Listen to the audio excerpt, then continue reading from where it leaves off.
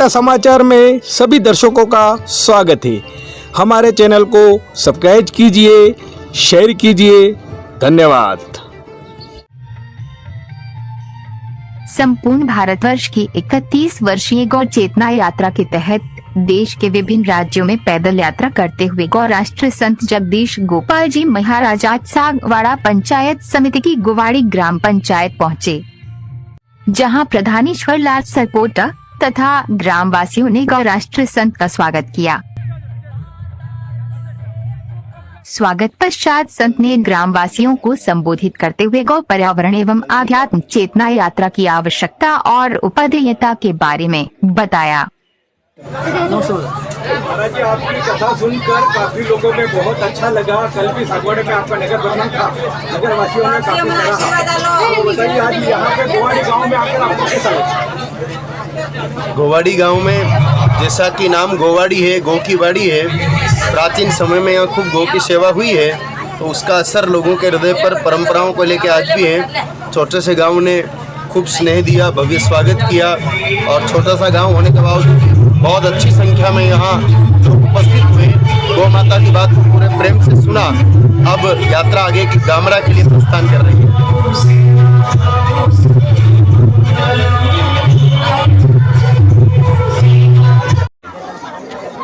Sir बताइए, आज संत गोपाल दास जी महाराज का गोवाड़ी गांव में प्रवेश हुआ और यहाँ पे कार्यक्रम का आयोजन हुआ, उसके बारे में। गोवाड़ी गांव वैसे गौ भक्तों का गांव है।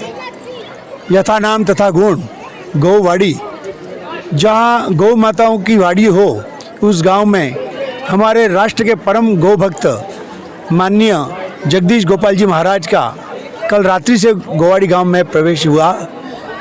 बड़ी धूमधाम के साथ आज जो शोभा यात्रा निकली और गणपति मंदिर के पास में जो कार्यक्रम हुआ, सभी गौ भक्तों ने, माताओं बहनों ने बड़े उत्साह के साथ में उसमें भाग लिया।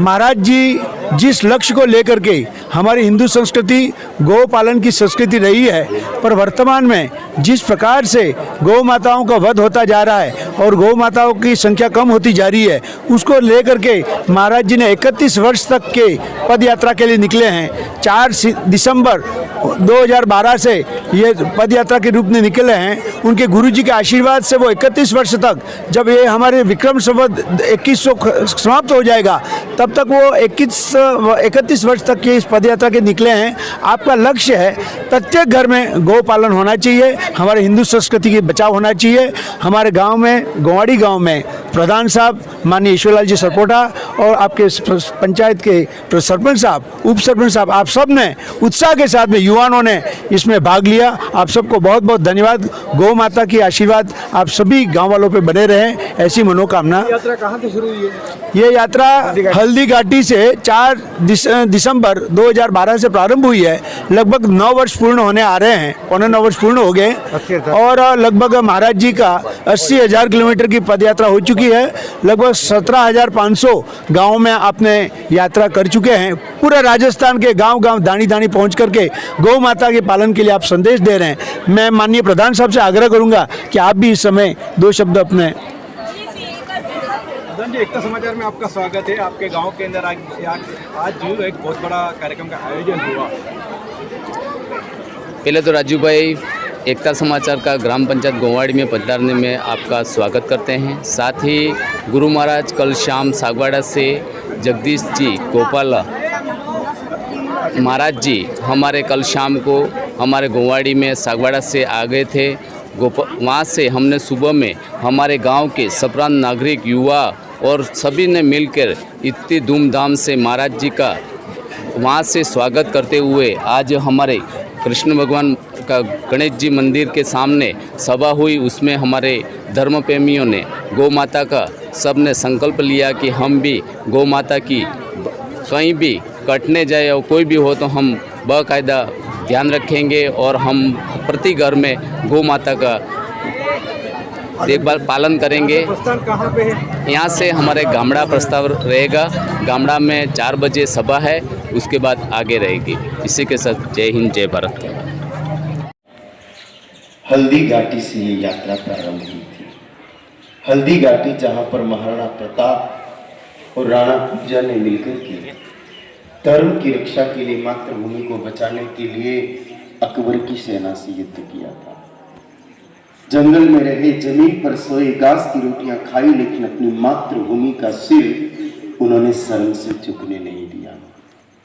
जहां पर वो युद्ध हुआ वहीं से ये यात्रा 9.25 वर्ष पहले प्रारंभ हुई। 9.25 वर्षों में अब तक करीब 78,000 किलोमीटर की दूरी को पैदल तय करते हुए 17,500 गांवों से भी अधिक स्थानों पर गौ माता, प्रकृति और संस्कृति की महिमा सुनाते हुए आज ठाकुर जी की कृपा से आपकी सेवा में उपस्थित हुए हैं। इस यात्रा के कुछ सामान्य से नियम हैं। इस यात्रा का कोई भी पदयात्री किसी के घर नहीं जाते, किसी के अतिथि नहीं बनते, किसी के मेहमान नहीं बनते, किसी के यहाँ भोजन नहीं करते, किसी के यहाँ नाश्ता नहीं करते, किसी से दान, चंदा, भेंट या दक्षिणा स्वीकार नहीं करते, किसी से अनाज, नारियल या कपड़ा नहीं लेते। सिर्फ आ नहीं सकती और नारायण उसी के द्वार पर आएंगे जिसके घर में गौ की सेवा हो। आप मेहनत करोगे मेरे भाई बहनों, पैसे तो आएंगे, लेकिन अगर गौ की सेवा नहीं तो माया के रूप में आएंगे, और गौ की सेवा तो लक्ष्मी जी के रूप में आएंगे। और लक्ष्मी जी जिस घर में होगी उस घर के प्रत्येक व्यक्ति के चेहरे पर प्रसन्नता ही प्रसन्नता होगी। इसलिए गौ की सेवा ही हमें लक्ष्मी जी का साथ स्थायी रखा सकती है। एक गाय माता आप घर में रखें और माता की तरह सेवा करें, वो आपका मुकद्दर चेंज करने की शक्ति रखे। चलिए, ये धन से जुड़ी हुई 2 बातें हुई। अब दादाओं की एक बात कर लूं, फिर सामूहिक अंतिम बात। अब ज्यादा परेशान नहीं करेंगे आपको। दादाओं के लिए सबसे जरूरी है शरीर की देखभाल, हेल्थ केयर। आप कहोगे बच्चों को और जवानों को नहीं देखनी चाहिए, नहीं, इनको ज्यादा जरूरत नहीं है। कारण भी बता देता हूं। अगर छोटा सा बच्चा बीमार हो गया, आधी रात में ही माता पिता गाड़ी में बिठाते हॉस्पिटल ले। और सबसे महत्वपूर्ण विषय है गाय माता के बारे में मुख्य जन जागरण। समाज को गाय माता की उससे काम नहीं चलेगा। आप सिर्फ इतना जानते हैं कि गाय एक दूध देने वाला जानवर, जिसकी 4 पैर, 4 थन, 2 सींग, 2 कान, 2 आंख और 1 पूंछ होती है। दूध देती है तब तक